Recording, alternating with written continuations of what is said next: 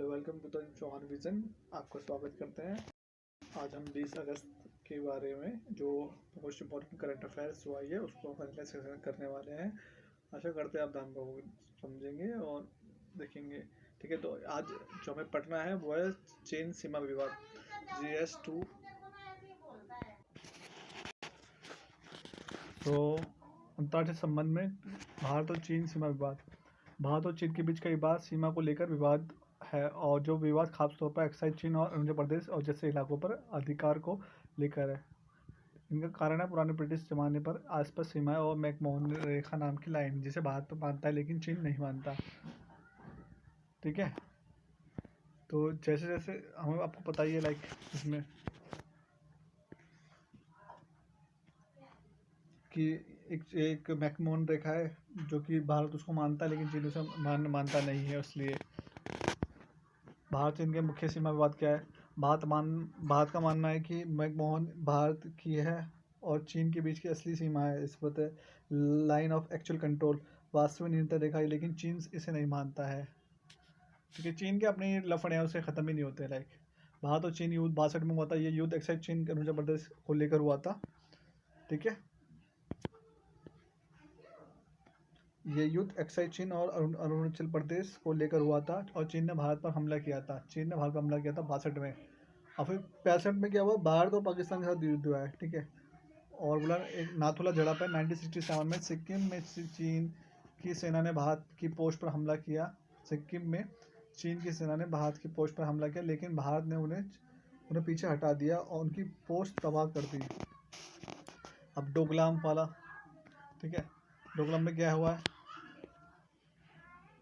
यह विवाद 73 दिन चला। ये विवाद डोकलाम का 17 में होता है। चीन ने डोकलाम भारत, भूटान और चीन के बीच स्थित क्षेत्र में सड़क बना रखा था। ठीक है,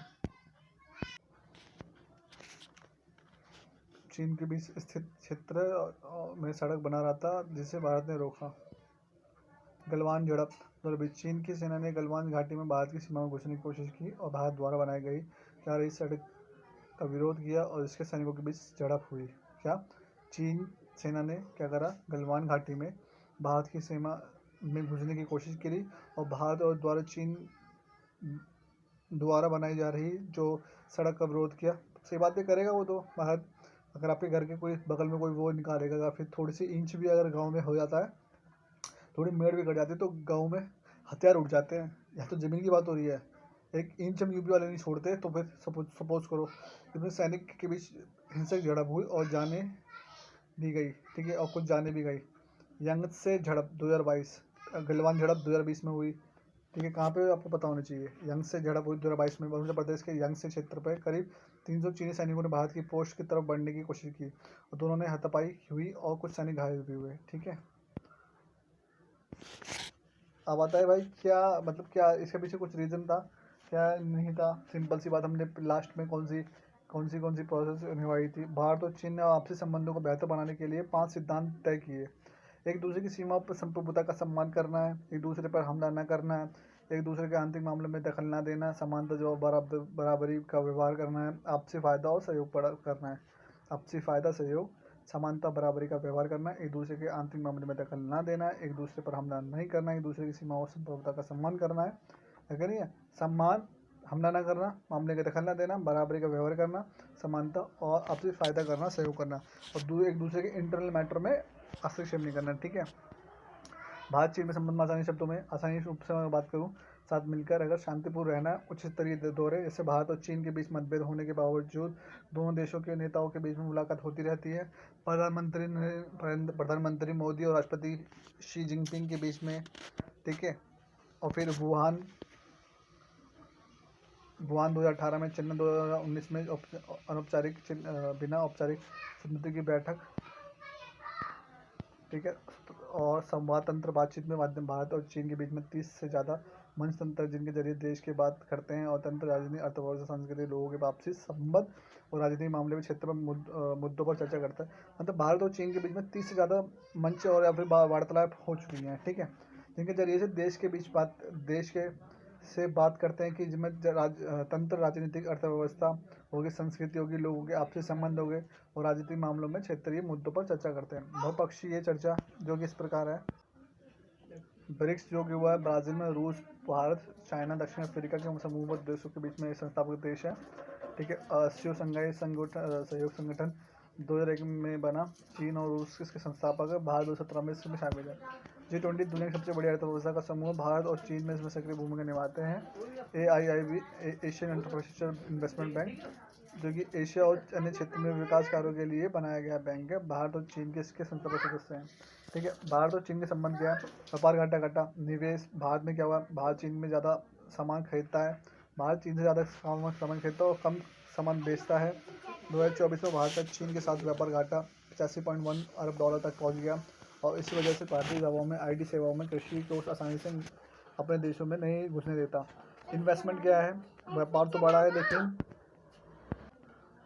है लेकिन निवेश कम हो रहा है। 2021 में चीन का भारत में निवेश कुछ 68.3% था जो गिर के 5.4 अरब डॉलर रह गया है। भारत का चीन में निवेश 47.4% गिर गया, 943.96 मिलियन डॉलर रहा। आर्थिक संवाद तंत्र में गया, दोनों देशों के बीच में आर्थिक मुद्दों पर बातचीत के लिए ये समूह बने।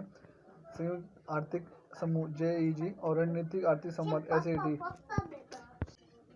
बौद्ध मंदिर में 2010 में भारत के चीन में हेनान प्रांत में लियोंग में एक बुद्ध मंदिर बनवाया। किसने? बौद्ध मंदिर 2010 में भारत ने चीन के हेनान प्रांत में लियोंग में एक बुद्ध मंदिर बनवाया। ठीक है। ये मंदिर भारतीय भिक्षुओं कश्यप मातंग धर्म रत्न की याद में बनाया गया था और जिन्होंने चीन और बौद्ध धर्म फैलाया। भारतीय प्रवासी इंडियन डायस्पोरा के 2024 तक करीब 56,000 भारतीय चीन में रहते हैं। ज़्यादातर मेडिकल के क्षेत्र में, व्यवसाय, बिजनेस में जुड़े हुए हैं। मतलब प्रवासी अगर इंडियन डायस्पोरा में 24 तक करीब 56,000 भारतीय चीन में रहते हैं। 56,000 भारतीय चीन में रहते हैं और ज़्यादातर मेडिकल लाइन में जुड़े हुए हैं। ठीक है। भारतीय संस्कृति का प्रभाव चीन में भारतीय फिल्म जैसे कि दंगल और योग ने भारत की संस्कृति छवि को अच्छा और मजबूत बनाया है। ठीक है। और शिक्षा योग में अगर मैं बात करूँ तो एजुकेशन जो सपोर्ट कैसा हुआ है 2006 में भारत में क्या हुआ है कि सिंपल सा पॉइंट ऑफ व्यू मेरा इस प्रकार से जो कि है 2006 में भारत और चीन ने शिक्षा सहयोग के कार्यक्रम एजुकेशन एक्सचेंज प्रोग्राम EEP पर साइन किए, जिसके जरिए दोनों देशों के शिक्षा के क्षेत्र में मिलकर काम करते हैं, जैसे स्टूडेंट और टीचर एक्सचेंज। ठीक है। और खारे पानी का मगरमच्छ GS खारे पानी का मगरमच्छ इन्वायरमेंट में है GS पेपर थ्रेड में। आसान भाषा के शब्दों में अगर बात करूँ तो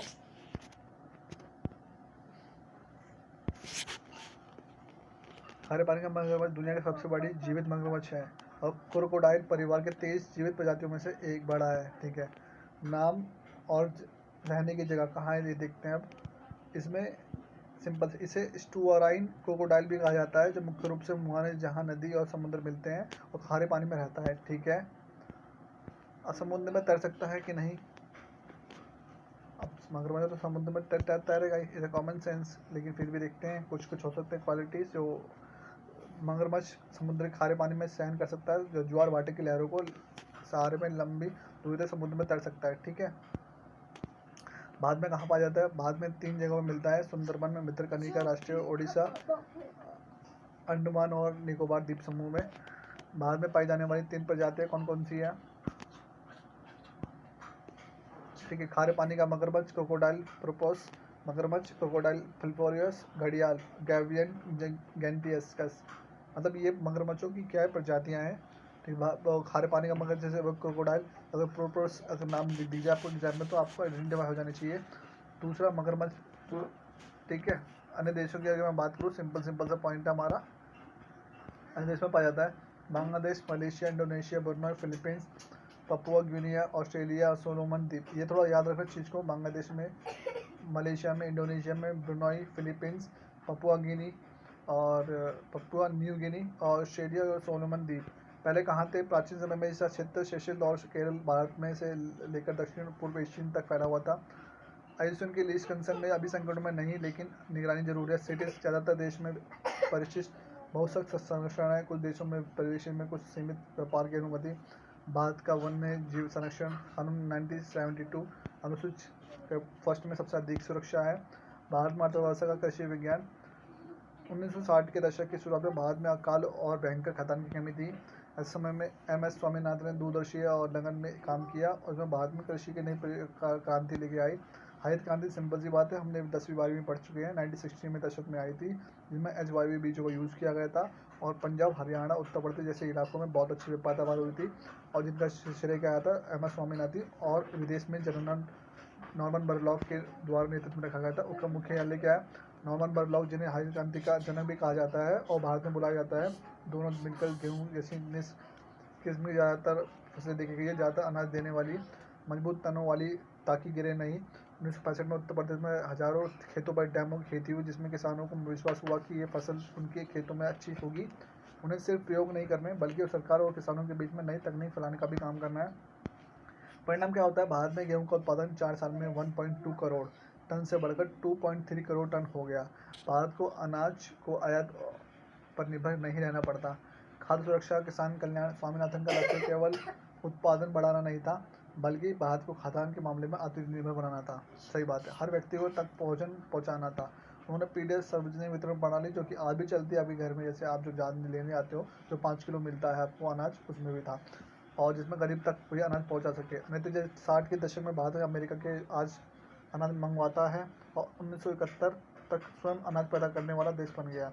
MS स्वामीनाथन के योगदान में सरल भाषा में बात करें तो वर्ल्ड फूड प्राइज 1987 में डॉक्टर स्वामीनाथन को वर्ल्ड फूड प्राइज मिला है। इस पुरस्कार की किसी राशि के उन्होंने MS स्वामीनाथन रिसर्च फाउंडेशन का नाम संगठन रखा है। ठीक है, तो स्वामीनाथन का आयोग क्या है? स्वामीनाथन का आयोग अध्यक्ष भी थे। उन्होंने 5 रिपोर्ट दी, जिसमें सुझाव दिए क्या? MSP, जो न्यूनतम समर्थन मूल्य को बेहतर बनाया जाए, किसानों की आत्महत्या को रोका जाए, ठीक है, सरकार की ऐसी नीतियाँ बनाई जाए, खेती को तेजी से और सबके लिए फ़ायदे बनाया जाए। 2001 में क्या होता है? 2001 में ये होता है कि लाइक सिंपल सा पॉइंट कि उन्होंने पौधों की किस्मों के और किसानों के अधिकतर जुड़े हुए कानून 2001 में मदद करी। सतत कृषि और ग्रामीण विकास। अपने करियर के बाद समय में उन्होंने सतत टिकाऊ खेती और गाँव के विकास में काम किया। उन्होंने कुछ मॉडल बनाए, जैसे कि बायो विलेज, ठीक है, बायो विलेज, प्रकृति के अनुसार गाँव, नॉलेज सेंटर जहाँ किसान जानकारी ले सकते हैं। ठीक है, तो सब एक काम करे उन्होंने, जो कि अच्छा काम था। एवरग्रीन रिवोल्यूशन, जो कि उन्होंने कि खेती में उत्पादन बढ़ाने का तरीका सुझाया, जिससे कि प्रकृति को नुकसान ना हो। प्राकृतिक खेती के जीव उन्होंने जैविक खेती, पर्यावरण रक्षा, जैव विविधता को बचाने में भी जोड़ दिया। वैज्ञानिकों का शोध, उन्होंने आलू पर रिसर्च की, जैसे कि ठंड और कीड़ों से बचाने वाला किस्में तैयार की जाए, और आलू की कोशिकाओं में क्रोमोसोम्स पर अध्ययन किया गया।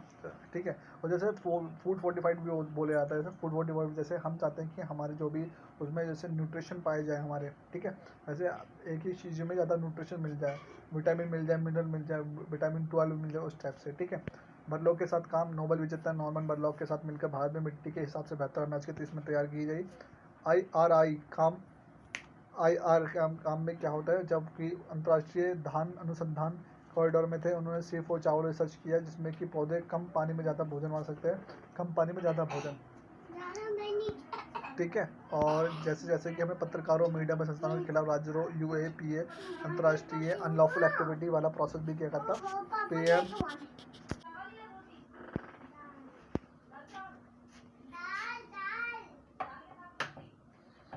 और मीडिया में संस्थानों के खिलाफ राज्यों, UAPA का अंतर्राष्ट्रीय कानून में PM धन कानून के 70 कानून का इस्तेमाल कर बढ़ाया।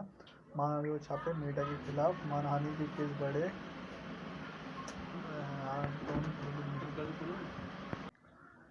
पत्रकारों और मीडिया में संस्थानों के खिलाफ राज्यों, UAPA आतंकी गतिविधियों कानून व PM ने अंतर्राष्ट्रीय कानून में सख्त कानून। ठीक है, और मानहानि पे छापे, जो कि मीडिया के खिलाफ मानहानि के केस बढ़ रहे हैं। आयकर विभाग जैसे ED, प्रवर्तन निदेशालय की तरफ से छापे मार रहे हैं, ठीक, जैसे डर का माहौल है। ठीक है, और ठंडा प्रभाव। ठीक है,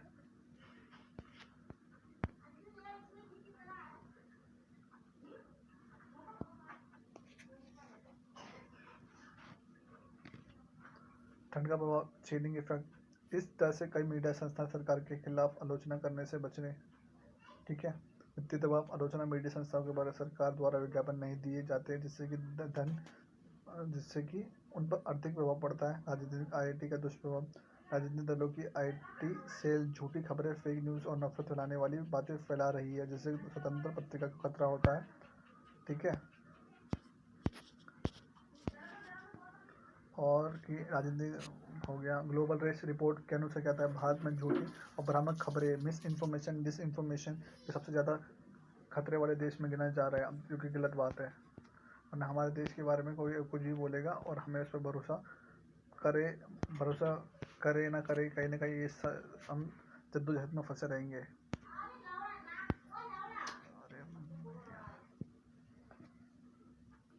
ठीक है, और प्रेस की स्वतंत्रता को बनाए रखने के लिए बहुत से कदमों की जरूरत है। न्यायमूर्ति GS वर्मा समिति 2012 में प्रेस काउंसिल ऑफ इंडिया और राष्ट्रीय मानवाधिकार, ठीक है, और ये सुझाव दिए मीडिया सक्षमता बढ़ाई जाए जो कि झूठ और सच को पहचान कर सके, पत्रकारों को नैतिक प्रशिक्षण एथिकल ट्रेनिंग दी जाए। ऐसा नहीं कि कोई भी गवर्नमेंट के खिलाफ कोई भी गवर्नमेंट के पास हो जाए, ठीक है। गवर्नमेंट अगर के सपोर्ट में रहोगे, ठीक है, और गवर्नमेंट के खिलाफ बोलोगे, दोनों ही मीडिया को नुकसानदेह हो जाती है। तो कम से कम मीडिया अपनी जो रिस्पेक्ट जो अर्न करी है वो ख़राब ना हो। अभी रिसेंट में क्या हुआ है कि लाइक एक चंद्रकला नाम का एक व्यक्ति था जो कि लोगों की जैसे गवर्नमेंट कैसे कैसे काम कर रही है, या फिर कैसे कैसे ब्रिज टूट रहे हैं, या फिर कैसे कैसे करप्शन का कैसे हुआ है कि अभी नया नया जो ब्रिज बना है या नया नया कोई बिल्डिंग बनी है वो गिर रही है, तो उसके बारे में बताते थे। तो उसमें रिसेंट में उसी के एक कॉन्ट्रैक्टर जो कि उसका कज़न ब्रदर था, उसके बारे में बताया कि उसने ख़राब बनाया है और इस चीज़ को उजागर करा, ठीक है। तो कहीं ना कहीं गवर्नमेंट भी उसको डरने लगी। तो उस पत्रकार थे वो अपनी ईमानदारी से काम करता, लेकिन चंद्रकला करके कुछ ऐसा पर्सन का नाम था, उसके भाई ने उसको ही मरवा दिया एज अ को कॉन्ट्रैक्टर था। तो वो कहीं ना कहीं दिखाती है कि वो चीज़ें कहीं ना कहीं फॉलो अप नहीं की जा रही सही से, और इसी वजह से कहीं ना कहीं मीडिया झूठ बोलती है, मीडिया कहीं ना कहीं पक्षपात करती है जो कि देश के हित में नहीं है।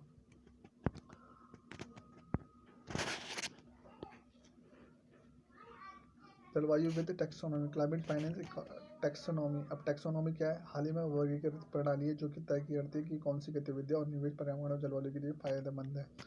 उदाहरण के लिए ऐसी परियोजना की जिनमें ग्रीन हाउस गैसें कम हो, जलवायु परिवर्तन से निपटने की ताकत बढ़े, क्लाइमेट एडेप्टेशन, उन्हें इस टेक्नोमी से अच्छे सकारात्मक निवेश माना जाता है। क्या जरूरत है? भारत में अंतर्राष्ट्रीय मंचों पर वादा किया है कि NDMC मतलब नेशनल डिटरमाइंड कंट्रीब्यूशन के तहत जलवायु लक्ष्यों को हासिल करने 2070 तक नेट जीरो हमें करना है। और इन लक्ष्यों को पाने के लिए ये जरूरी है कि सही तकनीक और परियोजना का निवेश हो, और यही काम टेक्नोमी करती है, ठीक है। क्या सिंपल सी बात है, 70 तक हमें नेट जीरो सिंपल सी बात। हमें अगर टैक्सोनॉमी आ जाए तो हमें इन्वायरमेंट को लेके हमें फाइनेंस लगाना है उसके ऊपर, ठीक है। जो ज़्यादा करेगा उसे ज़्यादा ही वो देना चाहिए। जलवायु लक्ष्यों को हासिल करने के लिए ज़रूरी क्या है? जलवायु से जुड़े लक्ष्यों को पूरा करने के लिए हमें ऐसे ढांचे सिस्टम की ज़रूरत है जो संसाधनों रिसोर्सेज के पर्यावरण के अनुकूल इको फ्रेंडली काम लगाए जाए। भारत को कितने पैसे की ज़रूरत है? 2030 से NDC लक्ष्य को, ठीक है। तो लक्ष्य को हमें आवश्यकता है कि लाइक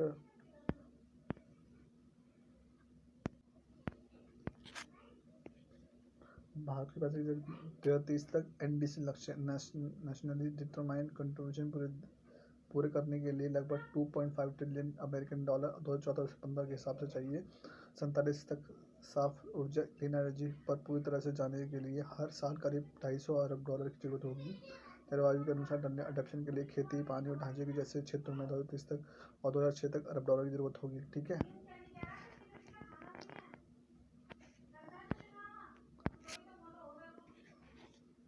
ठीक है, ऊर्जा खपत एनर्जी कंजप्शन सबसे बड़ी दिक्कत होती है भारत के अंदर, जो एनर्जी कंजप्शन ज़्यादा है, ठीक है। भारत में जितना अनाज उगाते हैं उतना ही खपत हो जाता है, ठीक है। तो वो समस्या है। तो भारत में हर व्यक्ति को ऊर्जा खपत विकसित देशों के मुकाबले बहुत कम है, ठीक है। भारत में हर व्यक्ति की ऊर्जा खपत विकसित देशों के मुकाबले बहुत कम है। चलो अच्छी बात है। जो इसका जो मतलब है कि आने वाले समय में जैसे जैसे विकास होगा उसका ऊर्जा जरूरत भी बढ़ेगी, ठीक है। लाइफ आंदोलन क्या है? लाइफस्टाइल फॉर इन्वायरमेंट अभियान में लोगों को पर्यावरण और अनुकूल जीवन शैली अपनाने के लिए प्रेरित किया गया। ये भारत की जलवायु बदलाव के निपटने की रणनीति का हिस्सा दिया, और कहीं ना कहीं भारत की स्वच्छ ऊर्जा की दिशा में पहले 25 तक भारत की कुल बिजली क्षमता थी 47.4%, और जो गैर ईंधन नॉन फॉसिल होगा। सौर ऊर्जा 21%, पवन ऊर्जा 10% और जलवायु 10%, जल विद्युत, ठीक है। तो भारत की प्रमुख सौर योजनाएं PM कुसुम योजना, किसानों की जमीन पर सोलर पैनल लगाकर बिजली बनाना, और CM ऊर्जा घर योजना 27 तक करोड़ों घरों में मुफ्त सौर बिजली उत्पन्न करना, ठीक है। पैट मतलब simple perform achieve and trade. इसमें क्या आता है? 2.6 करोड़ टन तेल के बराबर ऊर्जा बची, 7 करोड़ टन से ज़्यादा कार्बन डाइऑक्साइड उत्सर्जन में कमी आई, कार्बन क्रेडिट कार्ड में क्या सीसीटी से 2022 में इस योजना में एल्यूमिनियम, सीमेंट, नौ ऊर्जा गहन एनर्जी इंटेंसिव क्षेत्रों में कवर करती है, जिससे प्रदूषण को कम किया जा सके। इलेक्ट्रॉनिक वाहन ईवी जो आजकल के चल रहे हैं, ठीक है। फेम योजना में पीएम ई ड्राइव योजना 2024 तक मकसद है कि इलेक्ट्रॉनिक वाहनों को बढ़ावा देना, पूरे देश में चार्जिंग स्टेशन लगाने का नेटवर्क बढ़ाना। जलवायु में भी टेक्नोमी मतलब क्लाइमेट फाइनेंस एक टेक्नोमी का उद्देश्य है कि देश को ऐसा ढांचा जो कि तय करेगा कि किस प्रकार से कामों को प्रोजेक्ट में काम लगाना चाहिए ताकि भारत में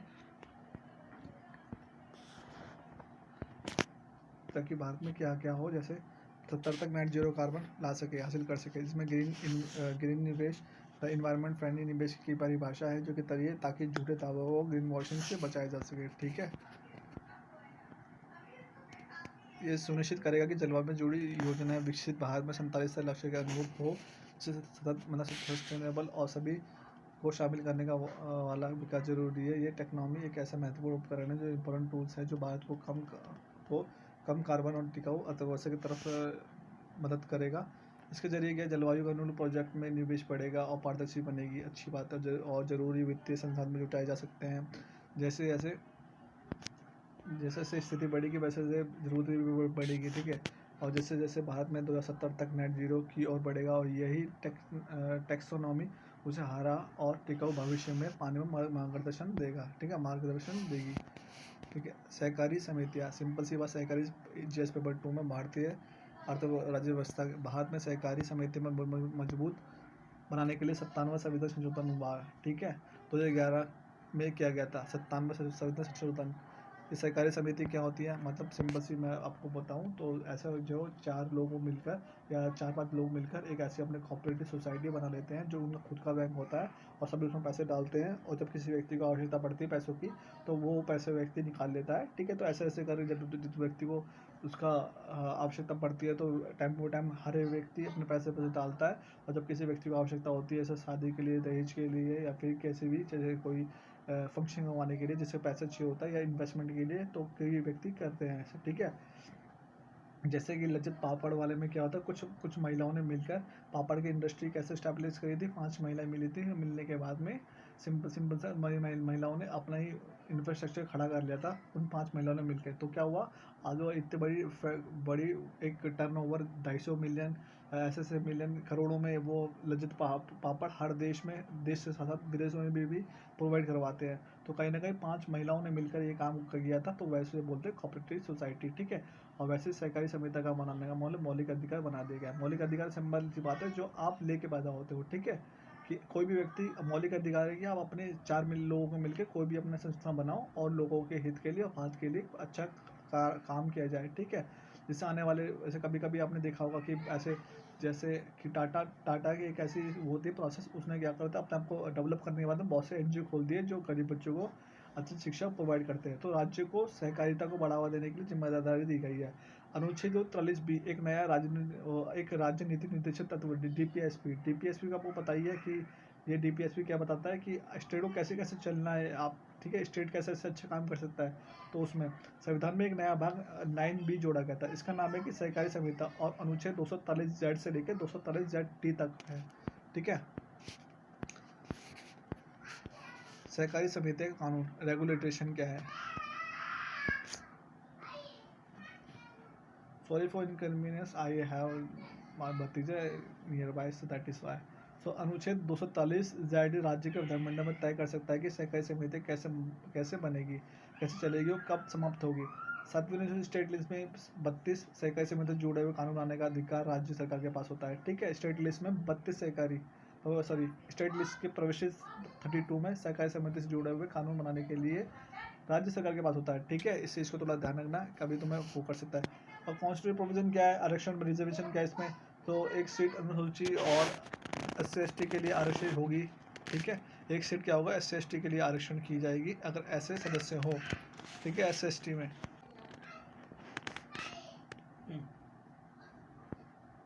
वो कर लो, लेकिन वो नहीं है, तुम एक वो कर लो। मिशन 2023 में शुरू किया गया था, बाद में तो भारतीय हाइड्रोजन के उत्पादन प्रोडक्शन। हाँ, तो आरक्षण की बात हो रही थी कि रिजर्वेशन, तो एक सीट अनुसूचित SC/ST के लिए आरक्षित होगी अगर ऐसे सदस्य हों। सेकंड सीट जो है कि 2 सीटें होंगी कि महिलाओं के लिए जो आरक्षित होती है एक महिला की, ठीक है। तो कोऑप्टिव मेंबर में बैंकिंग प्रबंध विद आदि के अनुभव रखने वाले अधिकतम 2 विशेषज्ञ बोर्ड भी किए जा सकते हैं। 21 सदस्यों के अलावा होंगे, लेकिन उन्हें वोट देने का अधिकार नहीं होगा। बोर्ड का निलंबन या भंग, सस्पेंशन एंड डिसोल्यूशन होता है अनुच्छेद 243 ZL। किसी बोर्ड में क्या होगा, बोर्ड का निलंबन अगर करना चाहिए तो कैसे करेंगे, किसको, सहकारी समिति के 6 महीने के ज़्यादा लंबित या भंग नहीं किया जा सकता है, ठीक है।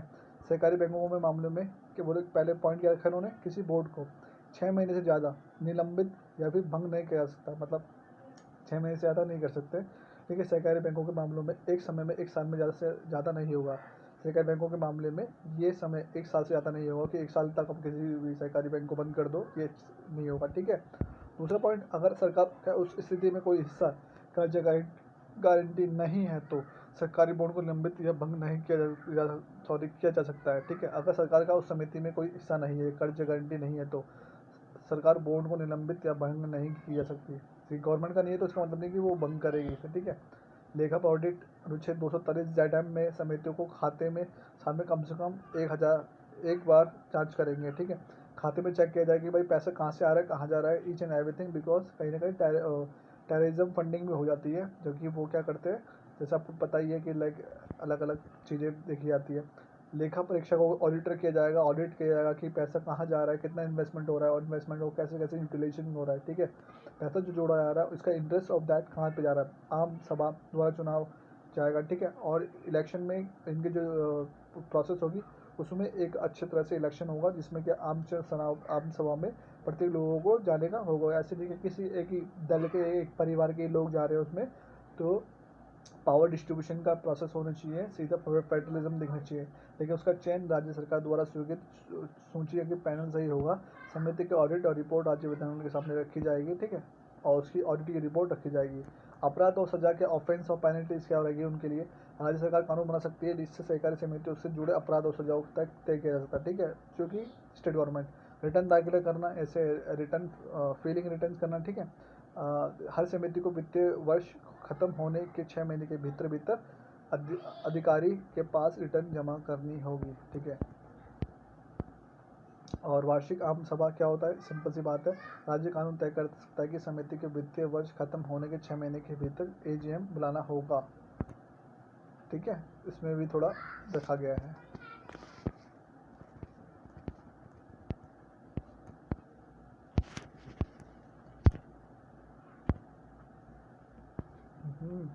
ठीक है, आ गया, ठीक है। तो वार्षिक आम सभा जैसे कि बहुराज्य समिति होती है, मल्टी स्टेट कोऑपरेटिव जो होती है, उसमें क्या होगा, जहाँ राज्य विधानमंडल है, ठीक है, राज्य कानून राज्य सरकार लिखा है, वो उनका मतलब होगा कि संसद और केंद्र कानून, ठीक है, जहाँ पर दोनों के चलेंगे उसमें, और केंद्र सरकार। और 9 में है, केंद्र शासित प्रदेश में लागू होता है 243 ZS से। ये नियम केंद्र शासित प्रदेश में यूटीज पर भी लागू होंगे, लेकिन राष्ट्रपति तय कर सकते हैं कि उन्हें कोई नियम और किसी खास केंद्र शासित प्रदेश में लागू ना किया जाए। खनिज खनन संशोधन विधेयक आया है, ठीक है, उसमें क्या है, अब देखते हैं। जीएस पेपर 2 में गवर्नेंस पार्ट में आता है। 1957 में खनिज और खनन विकास विनियमन कानून में बदलाव। अब मौजूदा खनन पट्टेदारी को लाइसेंस होल्डर को अपने खनन कार्यों में महत्वपूर्ण क्राइटेरिया मिनरल्स जोड़ने की अनुमति दी है। ये महत्वपूर्ण खनिज कौन से हैं, जैसे लिथियम, कोबाल्ट, निकेल, इसके इस्तेमाल, ठीक है, इलेक्ट्रॉनिक ईवीज में होता है, सेमीकंडक्टर्स में, और कहीं ना कहीं बैटरियों और ऊर्जा भंडारण, सोलर पैनल्स, एयर स्पेस जैसे लड़ाकू विमान। और सरकार क्या करेगी, खनिज एक्सचेंज बनाएगी जिससे कि पारदर्शी और तेज व्यापार असंभव हो सके। केंद्र सरकार की भूमिका और शक्तियों को मजबूत होगी और सुधार की जरूरी होगी, ठीक है। संसाधन सुरक्षा, जैसे जैसे ईवी और हाईटेक प्रोटेक्शन की मांग बढ़ रही है, हमें इन खनिजों की ज़रूरत पड़ेगी, और इनका घरेलू उत्पादन शुरू होने से विदेशी पर निर्भरता कम होगी। स्वच्छता की ऊर्जा क्या है, खनिज ऊर्जा, ग्रीन एनर्जी जैसे सोलर, बैटरी स्टोरेज की ज़रूरी है, ठीक है। लड़ाकू विमान, जैसे रणनीति में लड़ाकू विमान, मिसाइल, इलेक्ट्रॉनिक्स, सबसे इन खनिजों का इस्तेमाल होता है। व्यवसाय में आसानी, अतिरिक्त रॉयल्टी खत्म करने के लिए कंपनी को निवेश की आवश्यकता है। एक्सप्लोरेशन में मदद मिलेगी, राष्ट्रीय खनिज मिशन में मदद मिलेगी, ठीक है। केंद्र सरकार ने 24 महत्वपूर्ण खनिजों की सूची बनाई, इसके अंदर 34,000 करोड़ का विशेष मिशन शुरू किया गया था। घरेलू खोज और उत्पादन को बढ़ावा मिले। पुराने खदान क्षेत्र में जिसमें भंडार छिपे हैं फिर भी इसमें उपयोग में लाया सकता है। राष्ट्रीय खनिज खोज निगम, जिसका नाम बदलकर अब हो गया है राष्ट्रीय खनिज खोज निगम का नाम बदलकर अब हो गया है राष्ट्रीय खनिज खोज और विकास निगम। ठीक है, राष्ट्रीय खनिज खोज और विकास निगम हो गया है। ठीक है, तो खोज पहले लग गया, सिंपल सी बात है। ठीक है, और विकास और ऐड हो गया इसके अंदर, तो ताकि खोज के साथ औद्योगिक विकास भी हो सके। ठीक है, राष्ट्रीय हरित हाइड्रोजन, सरल भाषा में अगर बात करें ऊर्जा, तो पेपर 3 में आता है। ये मिशन साल 2023 में शुरू किया गया था। मिशन उद्देश्य भारत को हरित हाइड्रोजन, ग्रीन हाइड्रोजन है। इसका प्रोडक्शन और उपयोग में, यूसेज और निर्यात, एक्सपोर्ट में विश्व स्तर पर एक अग्रणी देश, ग्लोबल हब बनना है।